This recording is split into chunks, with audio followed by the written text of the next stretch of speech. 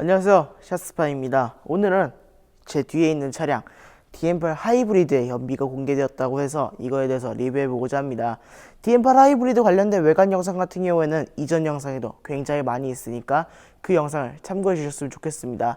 이쪽에 추천 동영상 링크가 나가고 있죠. 여기를 참고해 주시면 DM8 하이브리드의 외관 리뷰를 보실 수 있습니다. 일단 이 DM8 하이브리드 연비를 먼저 단도직입적으로 말씀드리자면 16인치 휠 기준입니다. 16인치 휠 기준으로 도심이 20km가 나오고 고속이 20.1km가 나와서 복합 연비가 20.1km입니다.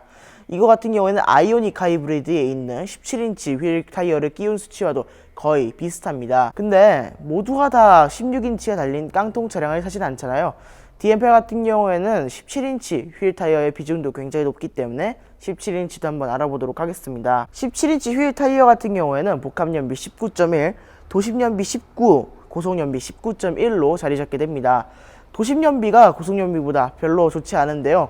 0.1 차이씩 나는데 아이오닉 하이브리드 같은 경우에는 도심 연비가 더 좋은 걸 감안을 해보면 아마 하이브리드 모터 자체가 조금 적극적으로 도심에서 개입을 하지 못하는 것 같습니다. 이 하이브리드 차량 같은 경우에는 토요타나 렉서스 이런 차량들과 일본 차량의 하이브리드와는 조금 다른 하이브리드 시스템을 가지고 있는 걸로 압니다.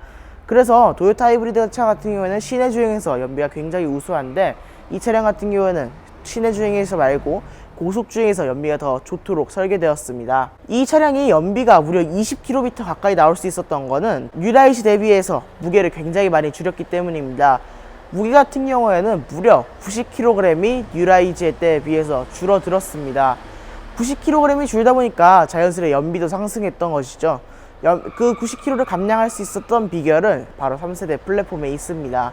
그러면 이 DM8 하이브리드의 연비가 정말 좋은 것이냐라고 의심하실 분이 계셔서 제가 한번 경쟁차들을 가지고 나와봤습니다. 일단 토요타 캠리 같은 경우에는 2.5L 하이브리드 엔진에서 정확한 비교가 되지 않습니다. 그러면 국산차 중에서 이 차랑 비교해야 될 차량은 K5 하이브리드나 말리부 하이브리드인데 K5 하이브리드 같은 경우에는 이거 말고 DL3라는 새로운 버전이 나오게 되면 이 차랑 연비가 비슷해질 거기 때문에 따로 리뷰하진 않고요.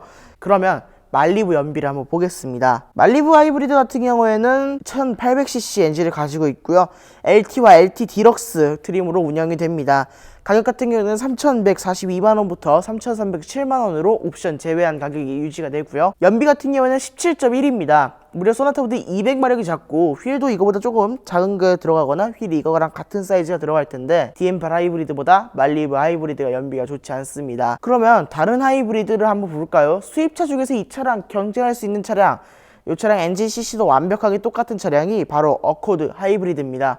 혼다 차량인데요. 가격은 4,470마력이고요. 합산 출력 같은 경우는 215마력을 냅니다. 변속기 같은 경우는 CVT를 탑재하고 있고요. 이 차량 같은 경우는 6단 자동 변속기를 탑재하고 있습니다. 그렇게 해서 어코드가 더 유리한 조건을 갖췄는데도 불구하고 연비 같은 경우는 18.9km/L를 제공하고 있습니다. 어코드나 말리부 등을 비교해서 보면 이 DM8 하이브리드가 연비가 얼마나 뛰어난지 알 수 있습니다. 연비가 16인치 기준으로 20.1이라는 거는 중형차 치고는 정말 대단한 기록입니다. 특히 요즘 같은 경우에는 점점 연비 인증도 까다로워지고 있고 연비 시험도 점점 까다로워지고 있어서 실연비와 거의 비슷하게 나오는 추세인데 20.1이 나온다. 정말 대단한 것 같습니다.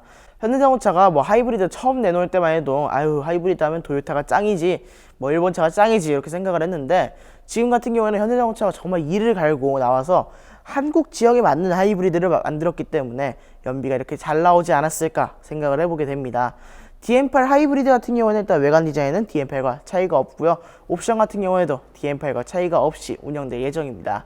저는 지금까지 샤스파이였습니다. 내일은 또 다른 새로운 정보를 들고 찾아오도록 하겠습니다. 구독과 좋아요 부탁드립니다. 감사합니다.